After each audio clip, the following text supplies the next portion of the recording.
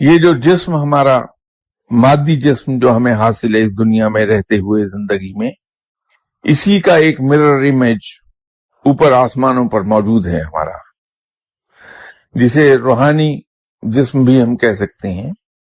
جس طرح کے دنیاوی خوراک جو کچھ ہم کھاتے ہیں یہاں، وہ اس جسم کی خوراک ہے۔ یہ جسم اس خوراک پر پلتا ہے، پھولتا ہے، بڑھتا ہے۔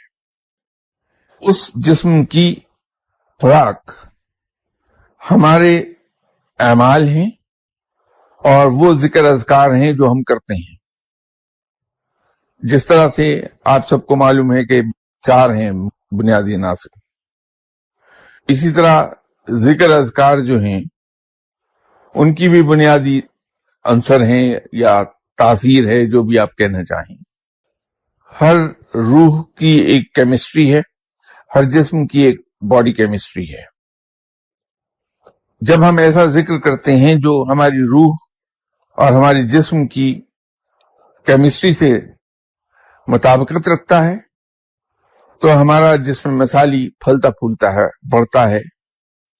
ہمارے اعمال نیک ہیں تو ہماری روح میں بالیدگی پیدا ہوتی ہے۔ روح کی بالیدگی یا لطافت جو بڑھتی جاتی ہے، ہماری روح کی پرواز بھی بڑھتی ہے۔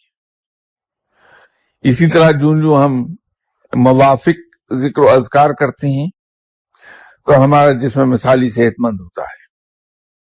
جب ہم اس دنیا سے چلے جاتے ہیں تو ہمارے اعمال کا سلسلہ منقطع ہو جاتا ہے، اور گناہ اور ثواب کا سلسلہ بھی یہی منقطع ہو جاتا ہے ہمارے ساتھ۔ تو روح کا مزید لطیف ہونا، وہ سلسلہ بھی وہیں کا وہیں رک جاتا ہے۔ قیامت کے روز حکم الہی کے تحت تمام انسان جی اٹھیں گے دوبارہ، اور حساب کتاب اللہ کے حضور دیں گے۔ پھر اس تمام پروسیس کے درمیان ہمیں کوئی نیا جسم عطا نہیں ہوگا۔